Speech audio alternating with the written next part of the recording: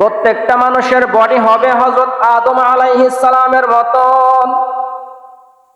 হযরত আদম আলাইহিস সালামের মতো প্রত্যেকটা মানুষের বডি হয়ে যাবে। হুজুর আকরাম সাল্লাল্লাহু আলাইহি ওয়াসাল্লাম জান্নাতের নিয়ামত বর্ণনা করতে গিয়ে বলেন, জান্নাতের একটি বড়ই হবে এমন বড়, একটি বড়ই এমন বড় হবে দুনিয়ার পাল্লা দিয়ে ওজন করলে 12 মণ ওজন হবে। আবু জেহেল শুনে কয় এবার হয়েছে, মুহাম্মাদের উম্মতেরা এবার বড়ের তলে পড়ে মরবে। কিন্তু এই ব্যাককেল তো জানে না বড়ই যে বড় হবে আমাদের বডিও তো বড় হবে। আল্লাহ পাক যদি আমাদের বডিকে আদম আলাইহিস সালামের মতো বানান, এই দুনিয়ার জমিনে আমাদের সামনে যেমন একটা আপেল দেখা যায়, আমাদের এই বডির সামনে আমরা একটা আপেল যেমন দেখি, আমাদের বডি যখন 120 হাত হয়ে যাবে, 60 হাত হয়ে যাবে, তখন ওই 12 মণ ওজনের বড় এটাকেও আমরা একটা আপেলের মতন দেখবো, ঠিক কিনা? ওই ব্যাককেল তো জানে না যে আমাদের বডি আল্লাহ বড় করে দিবেন, ও শুধু বড়ের খবর দেখছে।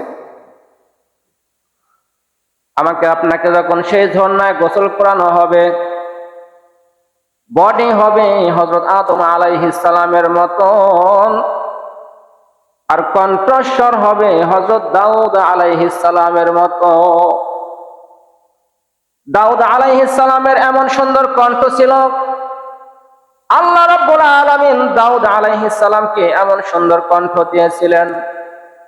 হযরত দাউদ আলাইহিস সালাম যখন জাবুর তেলাওয়াত করতেন, জাবুর কিতাব যখন তেলাওয়াত করতেন, সমুদ্রের মাছ এসে তেলাওয়াত শোনার জন্য জমা হইয়া যাইত।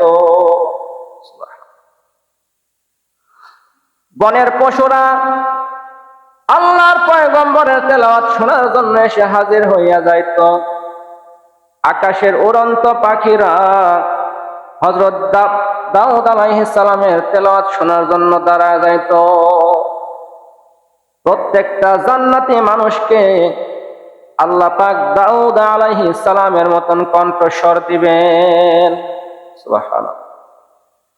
বডি হবে হযরত আদম আলাইহিস সালামের মতন, কণ্ঠস্বর হবে হযরত দাউদ আলাইহিস সালামের মতো। আমি আপনি যখন ঝর্ণায় গোসল করব, চেহারা এমন সুন্দর হবে, চেহারা সৌন্দর্য হবে হযরত ইউসুফ আলাইহিস সালামের মতন।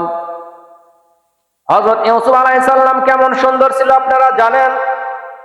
আল্লাহ রাব্বুল আলামিন এই পৃথিবীর জমিনে যত মানুষকে সৌন্দর্য দিয়েছেন, তার অর্ধেক সুন্দর দিয়া আল্লাহ হযরত ইউসুফ আলাইহিস সালামকে তৈরি করেছেন।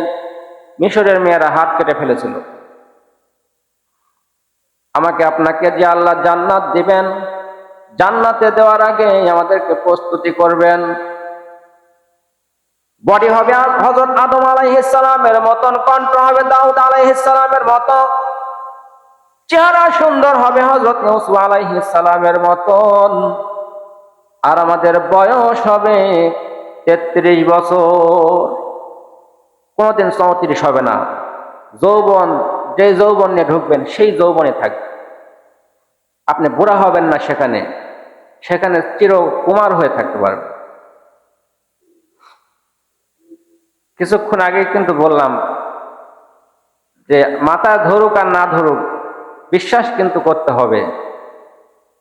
মনে হচ্ছে যে কল্পনার জগতে ঘুরতেছেন, কিন্তু না, কল্পনার জগৎ নয়,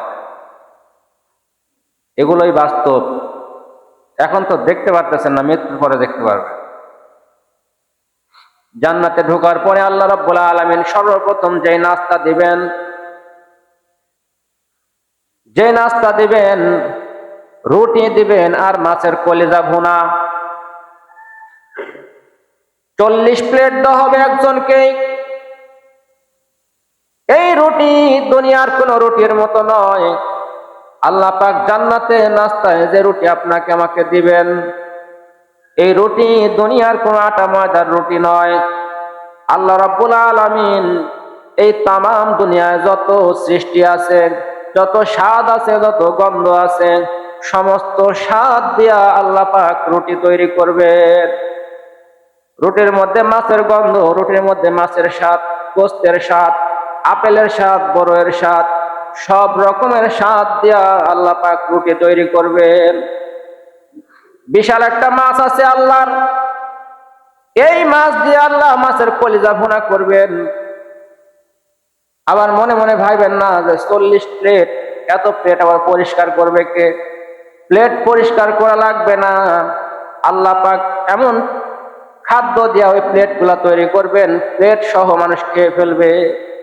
প্লেটও পরিষ্কার করা লাগবে। প্লেট যে বানাইছে আল্লাহ জান্নাতে, ওই প্লেটটাও খাদ্য সামগ্রী দিয়েই বানানো, ওই প্লেটও মানুষ খেয়ে ফেলবে। প্লেট ধোয়ার কোনো ঝামেলা নাই। দেখেন, বিজ্ঞান যত গবেষণা হবে, ইসলাম বোঝা তত সহজ হবে। আমরা কিন্তু এক ধরনের আইসক্রিম দেখতে পাই, যে আইসক্রিম ওই সুদ্ধা, মানে আইসক্রিম যার ভিতর রাখে, যে ডিব্বার ভিতরে, ডিব্বা সুদ্ধা খেয়ে ফেলে। এরকম আইসক্রিম দেখছেন না?